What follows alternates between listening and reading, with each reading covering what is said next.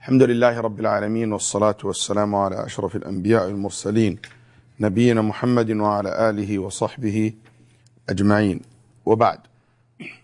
You remember last class we talked about the methodology of Ahl Sunnah wal Jama'ah, or who are Ahl Sunnah wal Jama'ah, the way of the early Muslim scholars, the way of the Sahaba, we call them as-Salaf as-Salih. The point from mentioning this in this book is to introduce to the following point, which is the point that followed this introduction, which is what is their methodology in related to Allah subhanahu wa ta'ala's names and attributes. How the early Muslim generations, how Salaf as-Salih, the Sahaba and the Tabi'een and the Tabi'een, how they dealt with Allah's names and attributes. What was their methodology in dealing with them? Is there a consensus among them? Or there is a difference of opinions among them about Allah's names and attributes? We don't have a single narration that one of the companions of Muhammad sallallahu alaihi wasallam ever have came up with an idea or a way different than the rest of the Sahaba. We found that they were all consensus in one way, which is what you're going to see today. We call that the golden rule. The golden rule. The golden rule is that we name and describe Allah with what the Quran and the Sunnah, with what in the Quran and the Sunnah, without committing any tamthil nor any takyif. And we negate for Allah that which He Himself has negated from Himself, without ta'wil nor ta'til, without ta'wil or tahrif nor ta'til. I have it here in two paragraphs. The first one, that we name or describe Allah subhanahu wa ta'ala with what the Quran with what in the Quran and the Sunnah, without committing any tamthil nor any takyif. And when we negate for Allah subhanahu wa ta'ala that which He Himself has negated from Himself, without two things, ta'wil or tahrif and ta'til. So we have four things here we need to understand clearly. What are they? Tamthil and takyif and ta'til and tahrif, ta'wil. Okay, tahrif or ta'wil. I might do it in a different order than what you have in your book, but if you understand what I'm saying here, when you go back to your book, you'll find this very easy to comprehend. So the first one we have tamthil. The first one without tamthil. Tamthil comes from the word mathala or mithl, which is something similar to something. At-tamthil, when I say this things exactly like this things. When I put things similar to each other. Exactly. Okay? When I said my hand like my hand. This is two hands together. They are similar to each other. So at-tamthil, when you compare something to another, when they are similar to each other, and both are exist in the reality.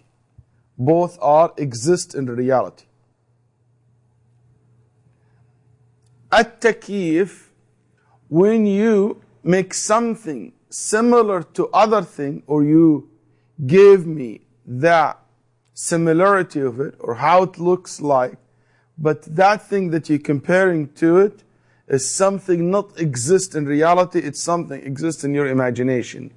It's not exist, something you imagine. Like for example, if I tell you it's a hand which is brown color, has feather in it, but it has fingers, and it has this and that, which is not exist in reality, something I'm imagining. It. That's what we call it takyif.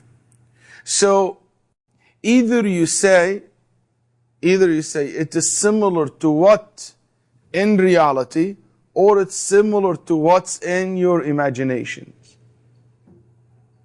Both ways are forbidden in Islam. Both ways are haram in Islam. That's why Imam Abu Hanifa rahimahullah said, whoever said Allah is similar to any one of His creation, he is kafir. And Imam Ahmad rahimahullah said, and before Imam Ahmad al-Awza'i said, كل ما خطر ببالك فالله ليس كذلك. Whatever come to your mind from description to Allah, Allah is way beyond this. So everything come to your mind that this is how Allah looks like, Allah is not like this. Take it for granted. Because Allah way higher than what you imagine, and nobody can imagine how He looks like.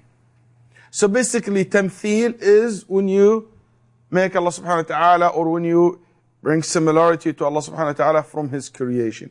That you tell His hand looks like my hand, or this hand. Or when you say Allah subhanahu wa ta'ala's face like this face. Or Allah subhanahu wa ta'ala's knowledge like our knowledge. Okay? So that's tamtheel. Takyif, that I imagine how His hand looks like. I imagine how He above His throne. I make kind of picture in my mind. Even that picture is not coming from something exists in the reality. It's only exists in my mind. It's still not allowed, and it is forbidden. This is tamtheel and takyif. I put them together because you can see they are very similar to each other. Then if you read carefully, I put these two with what? With affirming the names and the attributes of Allah. Okay? I'm affirming here in this statement that Allah has names and description. Allah has names and attributes. So that means, even though He has names and attributes, affirming that, believing in that, it does not mean that we believe these names and attributes or these descriptions are similar to what the creation have. Okay? Are similar to what the creation have. Why?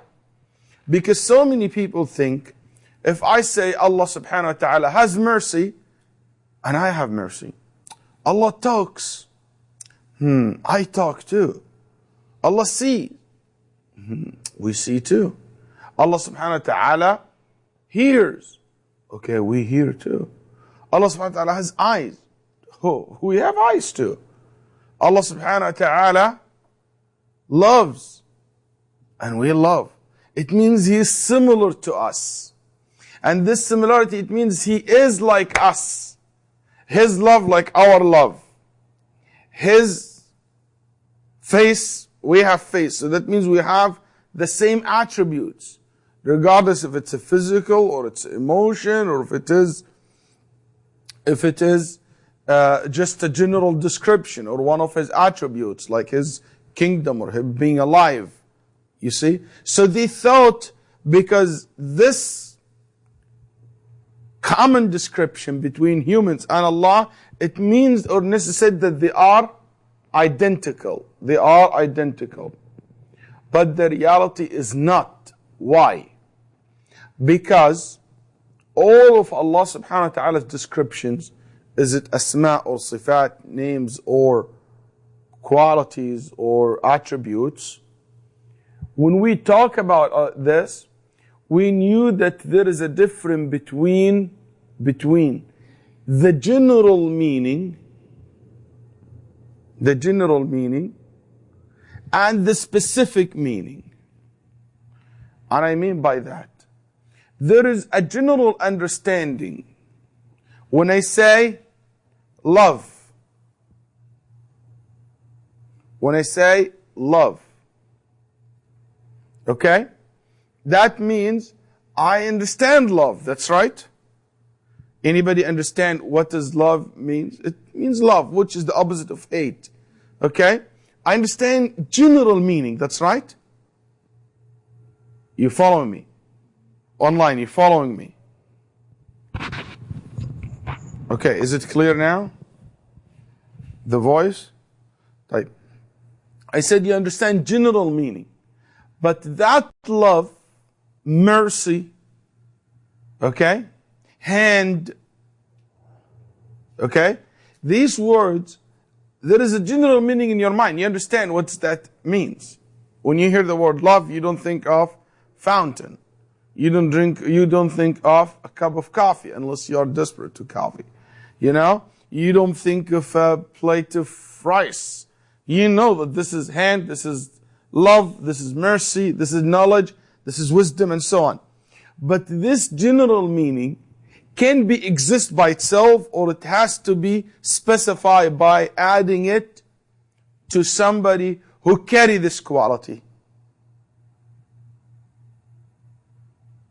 These general meanings can exist by itself, or we must have it exist and related to some individual or somebody who carry this quality.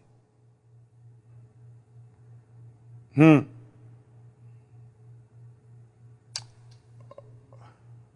exist by itself? Okay. Last time when you are in the light, saw love in your right hand side. When was that? You're in the light, driving your car, and you see love. Assalamu alaikum. How are you doing? Good. Or you pass by hand. Hi, hand. Or in front of you, rahmah, mercy. Move on, I want to go. When was the last time you have seen something like that? So these general meanings can exist by itself outside, or it has to be added to somebody who carry this quality. It has to be added to someone who adopt or carry this quality. Hand, it has to be added to somebody. Love has to be added to somebody. That's right. We understand love only in our mind. We can imagine love, but it will never exist outside our imagination. It will only exist as a description of somebody who loves. You see what I'm saying? Is that clear? So, I will say what I just said again. These general meanings, always, something you can imagine it in your mind. But it will never exist outside until you add it to a person who adopt this quality. So, when I said knowledge, okay, I would say Al-Imam Ahmad's knowledge. Then I would say Asma' knowledge, Ramza knowledge, Zahra's knowledge, Khalil's knowledge, Hashim knowledge, Waleed's knowledge. See, it became different here when it's specified. The general meaning is common or not? Common or not? Common. That commonality, since it's common between all of them, it means, or it necessitates, that the knowledge itself is the same in every one of them? It means that? No. Because your knowledge will never be compared to Abu Bakr's knowledge, to Muhammad ﷺ's knowledge. You see what I'm saying? طيب. I give you another example. Are you exist? Anybody has doubt? Everybody exists. Believers exist. That's right? Okay. So, Allah exists or not exist? Exist. طيب. Our existence and Allah's existence is the same? The common meaning of existence, which is the opposite of not exist, same. A common meaning exists between us and Allah. But Allah's existence different than our existence. How is that? Because our existence has a point of beginning. Allah's existence has no start point. Our existence one day will be not exist. Allah subhanahu wa ta'ala will never be not exist. Say, Allah's life Our alive, we are alive, and Allah subhanahu wa ta'ala is alive, but our life different than His life. Because our lives, before this life we were dead. And after this life we will die. Then we will live again. You see? But Allah's life, it was the same all the time. Okay? It's a little bit in another area that you can see this picture more clear. You talk. That's right. I talk. The computer talk. That's right. And animals talk. And wall, rocks, trees, they talk. And in the end of the days, the stone will talk. Okay? But are the way they talk, they communicate with each other, are all these what I mentioned is similar? Our talking required what? Vocal cords, throat, tongue, lips. That's right. But the computer does not require that. The angels talk. Do you think the angels necessitate, because that angels talk, that means they have the same system that we have? Not necessarily. The jinn, they talk. Does that mean that the jinn have the same way they talk, and they have the same system that we have as humans? Answer me. Yes or no? No, they don't need that.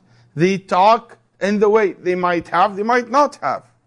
But if somebody said, I cannot believe that Allah talks, because it means that Allah has lips, has a tongue, has throat, has this, has that. We said, not necessarily.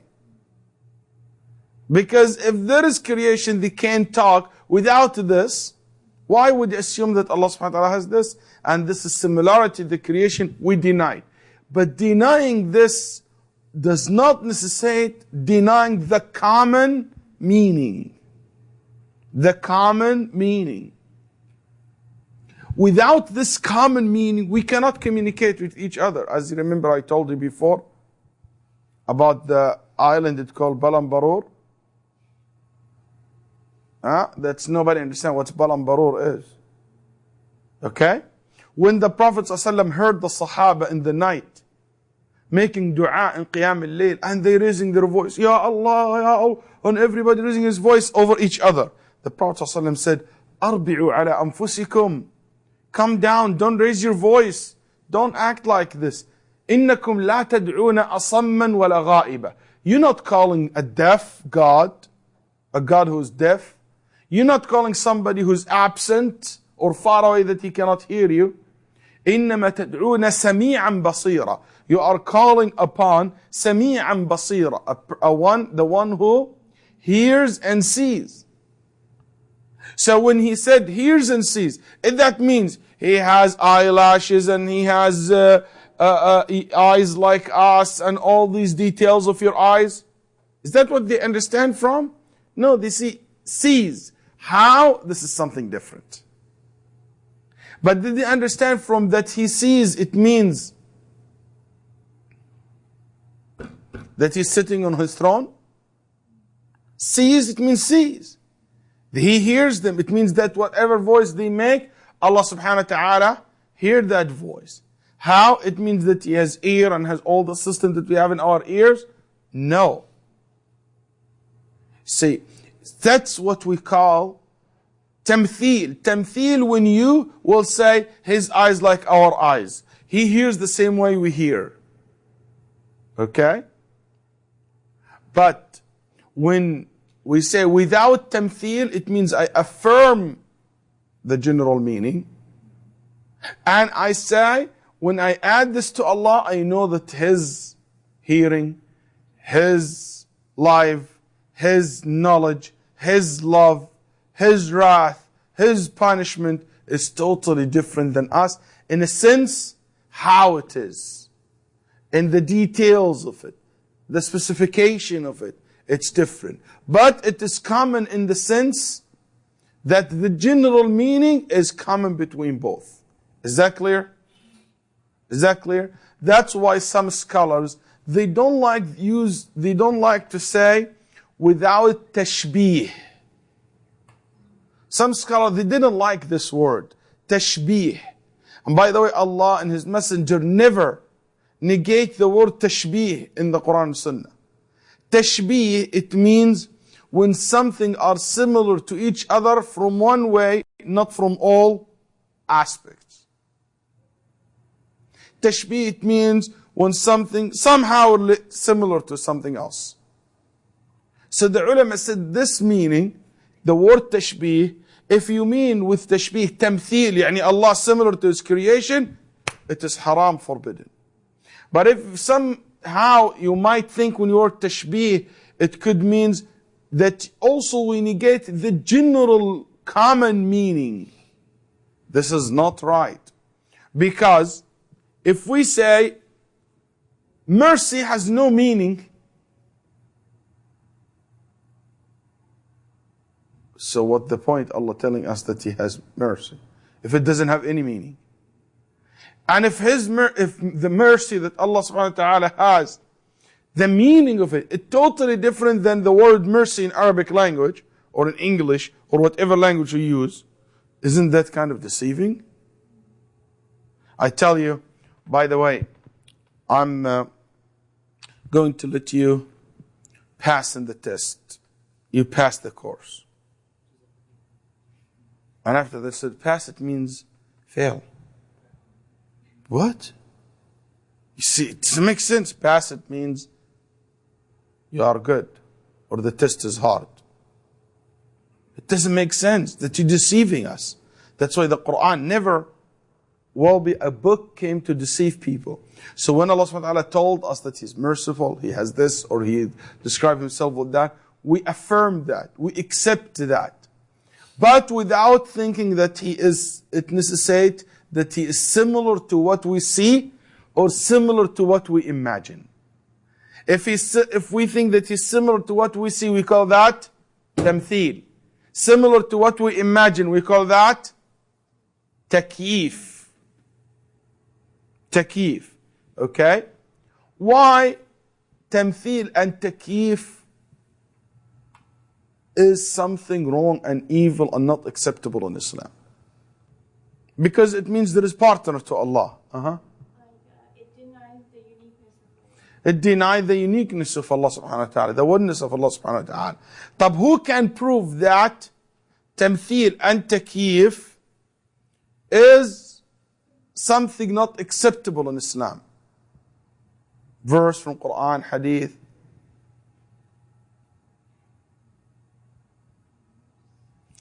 قل هو الله أحد الله الصمد لم يلد ولم يولد ولم يكن له كفوا أحد.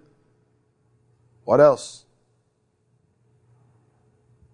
ليس كمثله شيء وهو السميع البصير. Nothing similar to Him. And He is the all. He hears and sees. The ulama said why He mentioned this two quality, that He hears and sees, after saying nothing similar to Him. Why you think? The ulama said, because most of the creation, the most common things between all live creation is seeing and hearing. That's the most common things between all humans and all animals and all creations. Angels, jinn, they hears and they sees. And it's something you can see clearly in Allah's creation, how people can see and hear in a very different ways. So if you can imagine this in humanity, that they can see and they have a different way of seeing and hearing things, so it will be easy for you to know that Allah, when He hear or when He see, it is totally different than the way we hear things and we see things. For instance, the Prophet ﷺ said in the Hadith of Sahih Muslim, in the Day of Judgment, Allah will talk to people. And now this is related to His voice, that His voice is different than us. Because the Prophet ﷺ said, the people who are close to Allah will hear Him In the same way, those who very far away in the back. Same. Our voices, when it travel farther, it goes weaker. But Allah subhanahu wa ta'ala is not. And the hadith is Sahih Muslim. But listen to hearing. Allah subhanahu wa ta'ala, how many person raises his hand and ask him something every day and every night? The Prophet ﷺ said, if all of you, from the beginning to the end, jinn and ins, humans, mankind and jinn, all of us came in one place, and we all raise our hand. In one time, everyone has a request, and Allah will give everybody his request. It means He is capable of hearing all of us in the same time. Because it's beyond our imagination. Imagine in the day of judgment, how many people will be questioned and asked in the same time. How? Allah knows how. Subhanahu wa ta'ala. And it's fast. And Allah subhanahu wa ta'ala hears everyone's request in this dunya. So His hearing, when He sees everybody, it's totally different than the way we function, because Allah subhanahu wa ta'ala nothing similar to Him. Also Allah subhanahu wa ta'ala said, هَلْ تَعْلَمُ لَهُ سَمِيًّا. Do you know anyone similar to Him? And this question, the answer for it is obvious. It's not a question been intended, or Allah asked this question as asking, and the answer is obvious. Nobody is similar to Allah. Nobody is similar to Allah. By logic, can we prove that tamthil is something evil and wrong and rejected? Not by Quran and Sunnah. Can anybody logically prove that? Can you tell me, what is my car? Yeah. No, I come every week with a different car. Okay. No, it's not.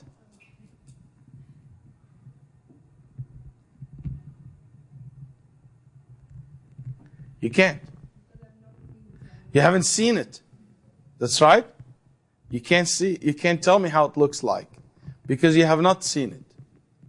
Okay. Then what if I tell you, it looks like your car?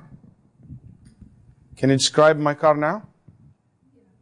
Yes. Because you have similar to it. What if Rimsa told you how it looks like? Do you trust her? Do you trust her? Do you trust her? Do you trust her? Yeah? Okay, you think she's a truthful sister? Good.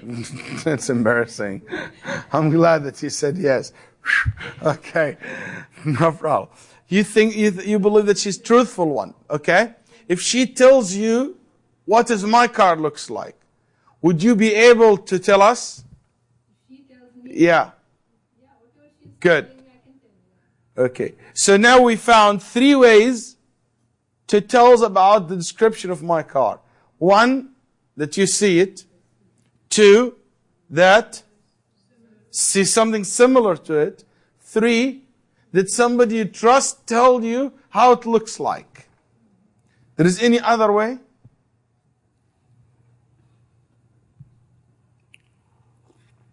For the sake of saving time, no. No other way. There is no other way to know the description of anything other than these 3. Seeing it, seeing similar to it, or authentic information. Information that you got from authentic sources about it. There is no other way. Let's examine these 3 ways. If I want to know how Allah subhanahu wa ta'ala looks like, I want to know the detailed description of His attributes, I need to see Him, which is impossible, never happened. 2, I need to see something similar to Him, which is impossible because nothing similar to Him. What's left? Narration. Somebody who is reliable source to tell us about Allah. Who's the only one can do that? Allah himself or Muhammad sallallahu alaihi wasallam?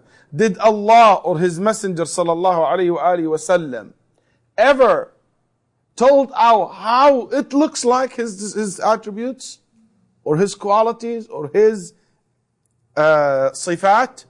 Never. Sifat, it means quality, attributes. Never.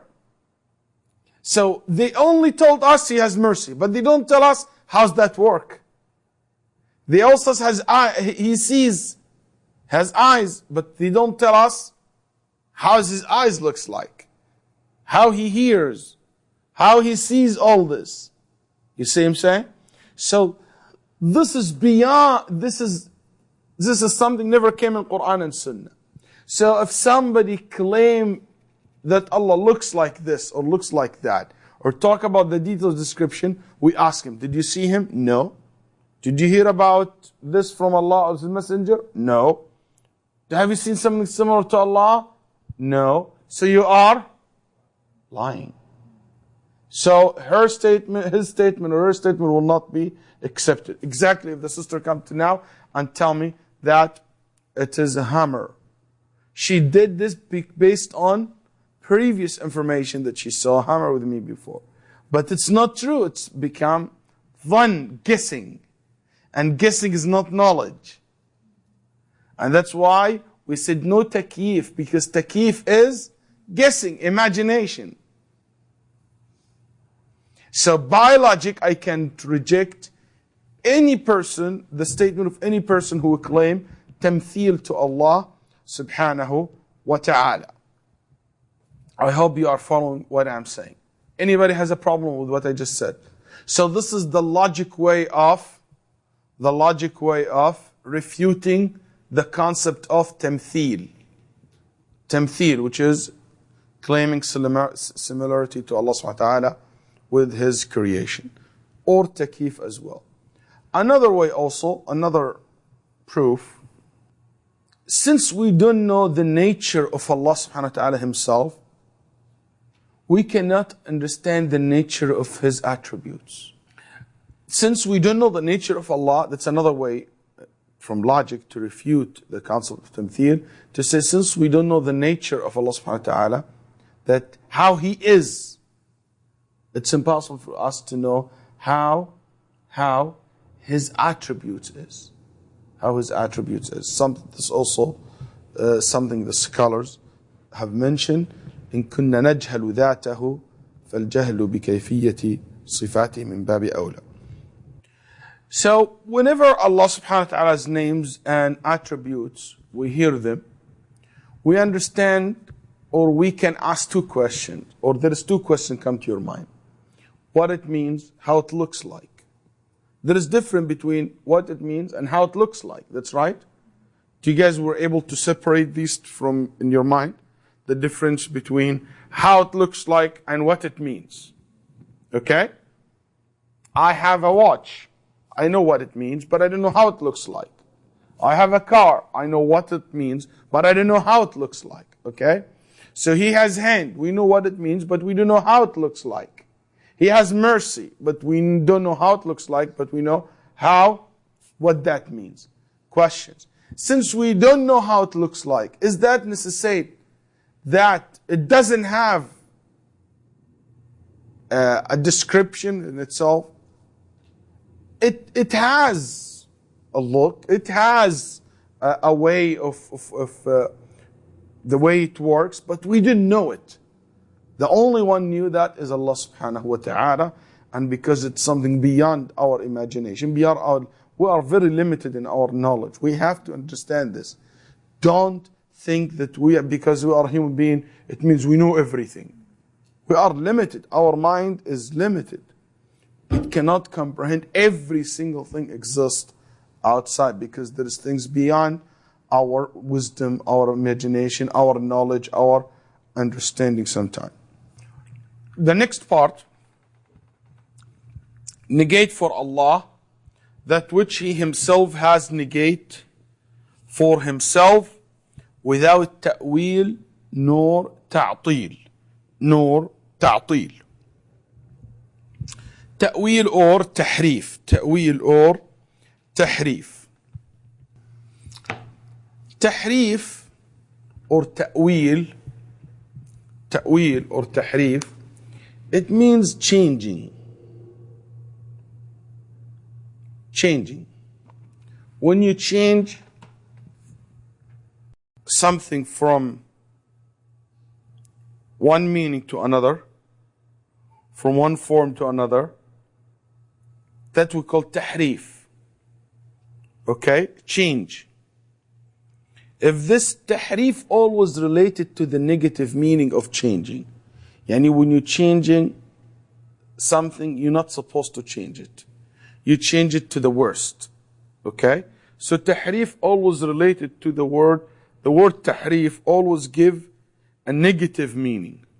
Like when the word sunnah, what sunnah means in your mind? The way of life, that's right? The way of something. Is that always related to a good meaning or bad meaning? Good, that's usually good, that's right. When you think of sunnah, you don't think the sunnah of Iblis.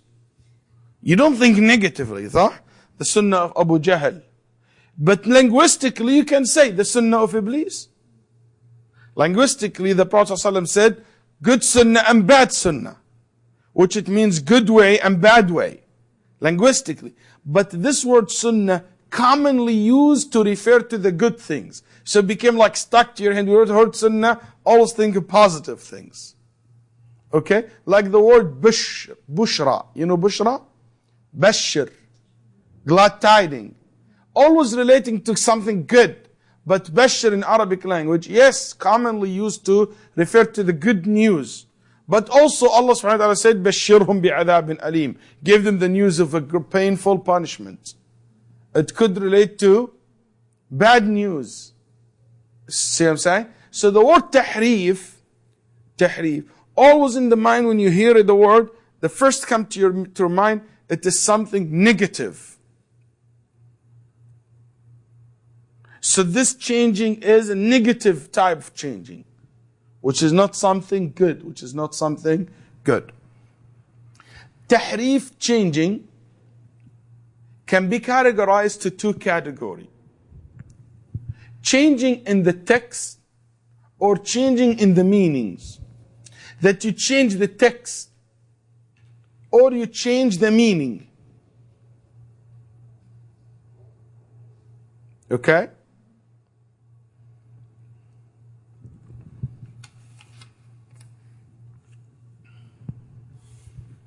Change the text when you replace a word with another word. When you take one word out. When you add one word to the text. When you pronounce it in a different way, which is change the meaning. For instance, Allah subhanahu wa ta'ala said, وَكَلَّمَ اللَّهَ مُوسَى. Is it right? Or it is وَكَلَّمَ اللَّهُ مُوسَى. Can anybody tell me the difference? كَلَّمَ اللَّهَ, كَلَّمَ, which it means talk. Allah or Allahu, Musa. If I said Allah, it means this, because we have here alif, we cannot show the haraka, shadda, kasra, you know. So basically, I will replace this to make it easy for you. طيبت Muhammad. If we put fatha here we put what? Dhamma. It's here, كلم الله محمد. So the meaning of it will be, Muhammad will come here, fa'il. كلم محمد الله. What that means? Muhammad talked to Allah. So, go back to Musa. كلم الله with fatha. So the meaning is, Musa the one who talked to Allah. But the verse in the Quran is not with fatha. It's with dhamma. كلم الله Musa. So Musa originally, as if it has what? Fatha. So it means Allah, the one who talked to Musa. So because there are some people, they don't believe that Allah talks, they change the dhamma to fatha. So they said, when we change the dhamma to fatha, we'll support our madhab, our idea, our opinion. Because that means Musa, the one who talked to Allah, not Allah talked to Musa. So the scholar refuted them by bringing other ayat, other verses in the Quran clearly stating that Allah is the one who talked. So changing, so they change only fatha and dhamma. But that changing, tahrif. That changing, we call it what? Tahrif.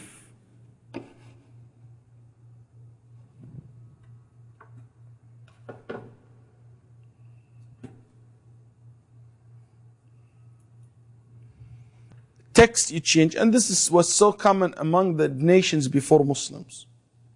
For instance, I was listening to one lecture by one of a Shi'i guy.